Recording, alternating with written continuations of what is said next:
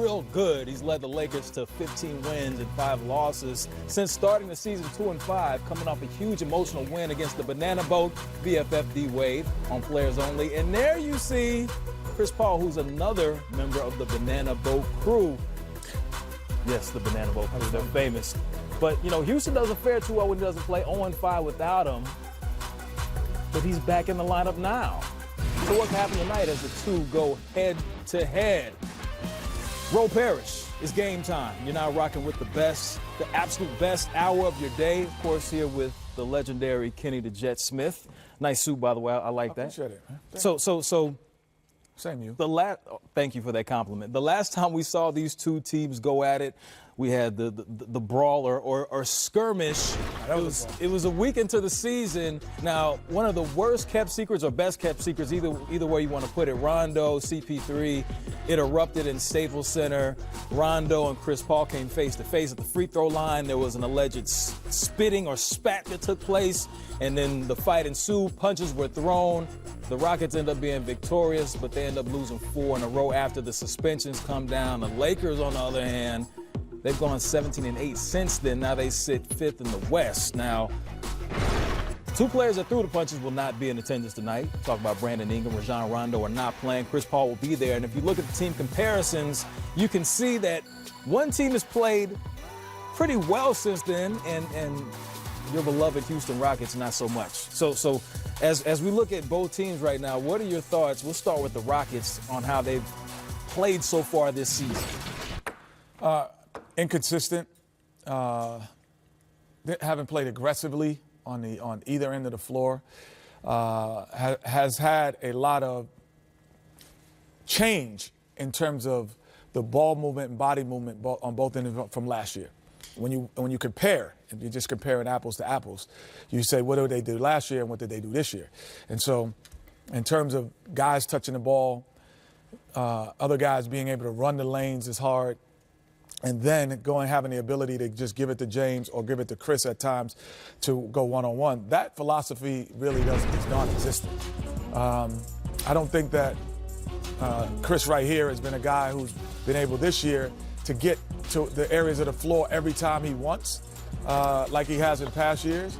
I think overall, James Harden has felt probably a little bit stifled by the lack of space on the offensive end, which really dictate their energy on the offensive end for some reason. A lot of times teams will say, oh, that defense that'll get me going. It's the offense that gets the defense going for the Houston Rockets, and that has not been the case because I think the offense has been stagnant. They haven't really shared the ball or haven't knocked down shots, or they have space eaters on the floor. So Eric Gordon comes out earlier in the week, says that we're not having fun. This is not like it was last season. You weren't scoring. You're not scoring. Fun is scoring. When anytime a guy says we're not having fun, that means we're not scoring the basketball. No one says we're not having fun because we're not playing D. No one ever says that. So the fun comes from the Rockets of scoring the basketball. He was part of that trio or 3 or 4 guys. He doesn't have the space because you don't have the Ariza in the corner spreading it out along with Tucker. So those 2 guys in those corners really spread the floor. But now you only have one, and I could cheat. And I could continue to cheat. And now you don't have the space that you had before. So now, he should just say, offense isn't as fun. So it isn't as fun for him. Do you think that move, inserting him in the starting lineup, is that something that they can do long-term, seeing he's been mainly a 6-man? Is it a desperation move? It's not desperation, but they can't do it long. It's for now. Because he's a guy who most of the time will take multiple dribbles as well. So he does score well on a spot shoot, but predominantly most of his baskets come from isolation as well.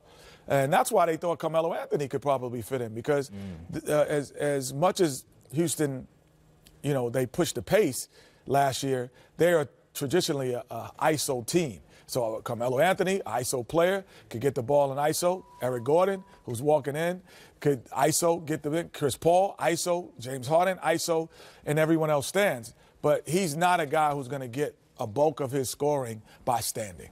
Well, on the other hand, to the Lakers, since that game took place, it seems like the Lakers have established an identity. They've played a lot better on the defensive end. LeBron is coming to his own. We know what he's going to do. Kyle Kuzma has been extremely efficient. He's somewhat established himself as the second best player on the Lakers with how he's been playing recently. Do you agree? Well, Kyle Kuzma, has done a great job of being able to feed off LeBron and what he does. But if you look at LeBron James over the last 8 years, 9 years, and particularly when you look at him on teams when he first comes to your team, this is kind of the start that he always has. There is nothing that would have me say anything is different from what he's done from when he went to Miami to when he went back to Cleveland and now with the Lakers. There's no difference in terms of the start, where the team start, and where they possibly could finish. And, my prediction early in the year was 2 or 3. I said these guys could get to the 3 seed.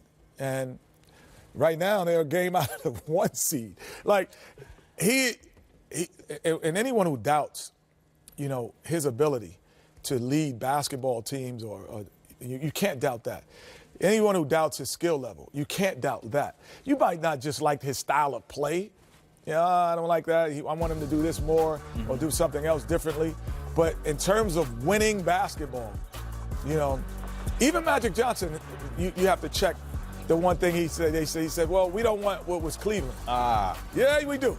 We want what was Cleveland because we want to be in the NBA Finals. And maybe you want to lessen his load like it was when Kyrie and Kevin Love was there together. You want to lessen his load, but in terms of putting the basketball in the best player's hand and the new switch everything NBA, he's going to just point out the guy he wants to guard him. And you don't need an offense for that.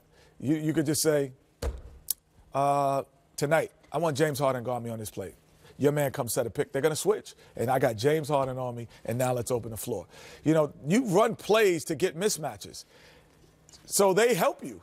Houston's going to help you. They're going to switch on everything and create the mismatch you want.